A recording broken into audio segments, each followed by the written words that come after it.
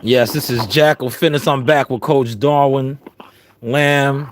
We're gonna continue the conversation, man. Sorry about the breakup, but I got Coach back on the line, man. Like I said, Coach, thank you for your time, man. You're welcome. He was just touching on part one. This is part two now. We're gonna do two parts.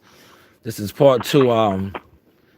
Just describe the overall, the scene down there, the boxing MMA scene down there in the Dallas, Fort Worth, DMV area, DFW area. Uh, as far as what meaning, like, Like the fighters, because a lot of fighters is coming out there. You got the Earl Spence Jr., the world champion. You got the former champion, Mighty Mo Hooker. You got a lot of fighters yeah, the DFW area. Just describe the overall culture of the fight game down there.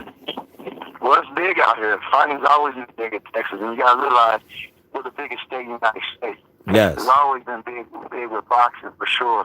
And back in the day, it was karate, and a lot of great karate and kickboxers and boxers have came out of the state. And now mixed martial arts, we have a lot of great mixed martial arts that come out of the state. So Yes. it's been a real big market for fighting for a very long time.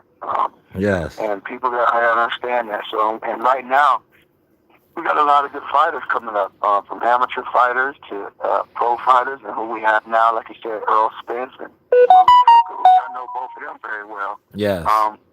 Been knowing those guys for a long time. We've known them when they was amateurs, and I always liked those two gentlemen a great deal.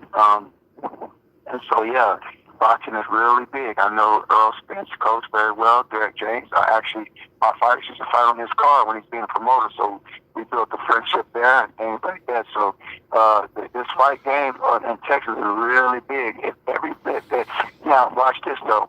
If everybody's see, but the problem is there's a lot of everybody's ego is as big as the state.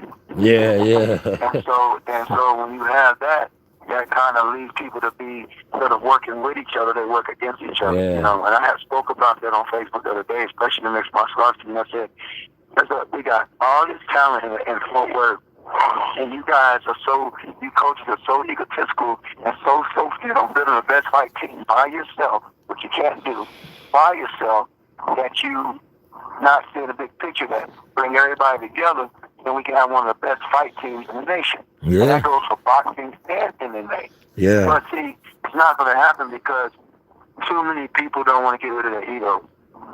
Yeah. So it's always that crab in the bucket mentality, you know. Yeah, Teamwork makes the dream work, but you see that in boxing, period. Because it's like a coach might have a fighter, right? That's what makes Deontay Wilder so special, in my opinion. Because Deontay Wilder's coach, he wasn't afraid to bring in Mark Breland and other people to help work with Deontay Wilder. Like a lot of these coaches nowadays, they have their star fighter or their fighter, and like we was talking on earlier in part one, egos get in the way. Like you might be a great offensive fighter, but defensively, you're not a great coach, right? And instead of you incorporating a great defensive coach that could show your fighter how to slip punches, how to, do different things, your ego gets in the way and you don't want to bring other people on the team, man. Do you see that a lot in the MMA game as well? yeah, for sure. That happens. That's what I was talking about. It's actually even almost worse in MMA Wow. because there's the tools that goes with power MMA. See, Yes. with boxing, it's just hands and boxing. With Yeah. MMA, you got wrestling, you Grappling. got Yeah. Brazilian Jiu-Jitsu, you got boxing, you got kickboxing, you got Muay Thai, and all these things. So everybody gets to a point where they think they can do everything, but it's not going to work. Some of the mega gyms in the world right now have they're successful because those guys check. American Top Team, Greg Jackson Camp, in Albuquerque, New Mexico. You got here in Dallas, you got Fortis MMA. Yes. Because they got everybody coming together, and then and the head coach, the head man, keeps the thing structured the way it needs to be structured. And he don't allow for no BS, and he don't care. Yeah, what happens. So that's why. But these guys around here, a lot of these dudes are young coaches, man. These guys are 35 years old. Well, not that young, but a lot of them were fighters that just became coaches. Yeah. So they might know how to fight, but it's a whole different animal and monster trying to handle people and train them and coach them and all that. A lot of these guys are now becoming coaches, so they're new to the game, so they're going to have to learn a lot by trial and fire and error. Yeah. That's exactly what's going to happen. But a guy like me can go tell them and help them, but a lot of them are ego because they see me as a black man. I hate to say this, they might not admit it, but they see me as a dude that because I'm not rich, because I'm black, tattooed, because I might be used to be street. They look at that, and until they get to understanding, but they can't deny this one thing. When it comes to this game, I'm one of the best in this metroplex. I'm one of the best in the state. I'm one of the top guys. Yeah. So they can't deny that, and my actions prove that. And I say it with a humble spirit in Jesus' name. Yes. But I mean that because you can have a humble spirit, but also be bold and confident in what God gave you. And I say that. And a lot of these guys do, because guess what? A lot of these guys that do own these young around here, I've actually worked with them before, trained with them before, coached them before, sparred them before. So they know that the credentials that I have. But they don't want to listen. But guess what? I've tried to help them and tried to bring them back. They don't want to do that. That's fine. I wish them the best. But I said it the other day that they're not going to build nothing around here until their ego's right. Yeah. Absolutely. I'm not going to hold too much of your time, but one final question I want you to do for me, man. Just give the kids, the next generation, a positive message so we could close on that, man. It's a lot of kids out there, they want to get into fighting. They might be fighting in the streets. They might be going about it the wrong way. Just give them something positive, Well, first we have to address the household. Yes. We have to address the household. And that's the main thing. The household is the problem. The moms and the dads in the household that's not doing their job, which makes it hard for everybody else to do their job.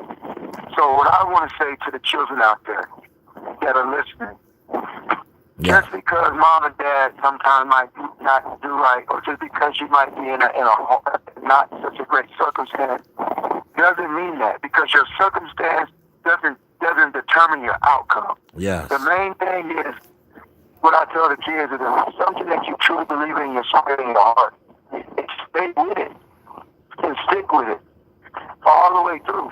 Now, you're going to have your trials and tribulations. You're going to get frustrated. You're going to cry. You're going to want to quit.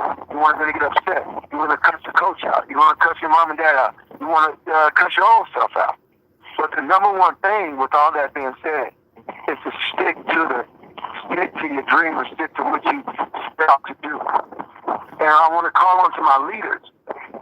Yes. Y'all see these kids from broken homes, and y'all see these parents and these moms from broken homes, then you come out and reach out to those kids. Because I do believe it takes a village to raise kids. It does. And if you see that these kids aren't right, you reach out to them. Because if you see potential in them, yes. and guess what? Then you need to go reach. Because not only are you going to see the potential in them as a superstar, I want you to see potential in them as a human being first. Yeah.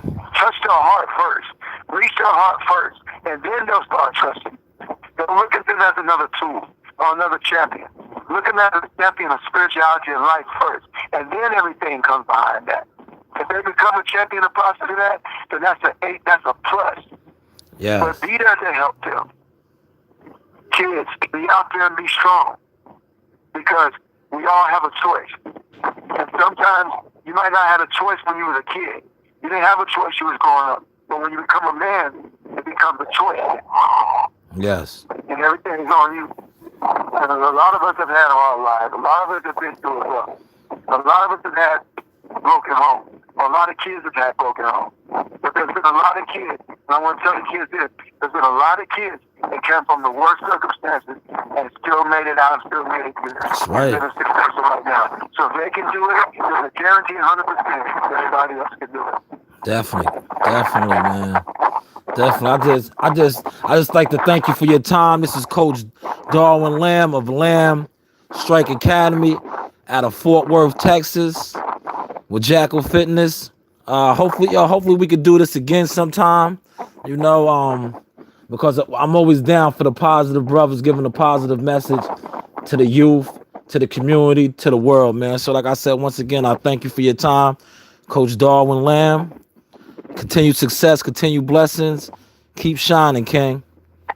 Yeah, I appreciate that, and thank you guys. And make sure appreciate everything you're doing for the community, man. And you keep doing the same thing, and I actually appreciate you wanting to interview me, man. And that's what we got to do, man. As brothers and stuff in our community, we got to stick together and work with each other and love each other and help each other and praise each other, stay connected, and that's what we're looking for. So I thank you for your positive vibe and for what you do, and you keep doing the same thing, my brother. Thank you, Coach. We'll talk soon. Thank you.